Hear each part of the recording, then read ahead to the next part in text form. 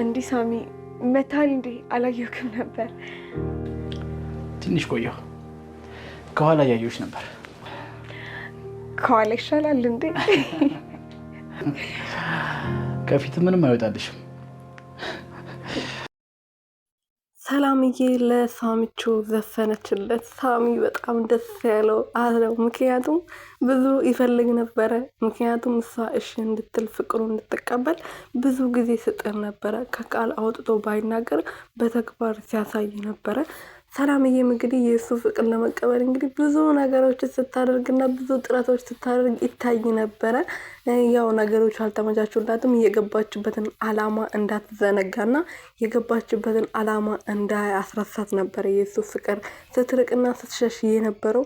አሁን ግን በቃኝ ካንተ ፍቅር ውጭ እኔ መኖር አልችልም ብላለች። ፈገግታዋ ሲያምር ግን በእናታቸው ጥርሷ ራሱ አይበቃም እንዴ? ኦ ማይ ጋድ! ይቺ ፍቅር ብቻ አይደለም ሌላ ነገርም ታስይዛለች። ኤሌክትሪክ ራሱ ታስይዛለች ማለት ነው። ቤተሰብ የምሬን እኮ ነው። ወይኔ ስታምር! እና ለሳሚ ዘፍናለታለች። እንግዲህ የሱ ፎቶ ለጥፋ በጣም ነው ደስ የሚሉት።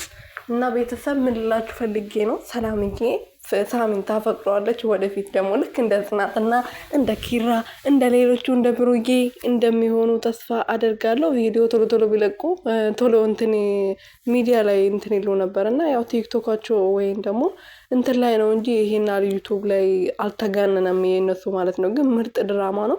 ቶሎ ቶሎ አይለቁም። ለዛ ነው እንደዚህ የሆነው ማለት ነው። ቻናላቸው እየቀጠቀጠ ያለው። ለማንኛውም ሰላምዬና ሳሚቾ ፍቅራችሁን ያብዛላችሁ። ሳሚን በጣም ደስ ብሎታል ስለዘፈነችለት ማለት ነው።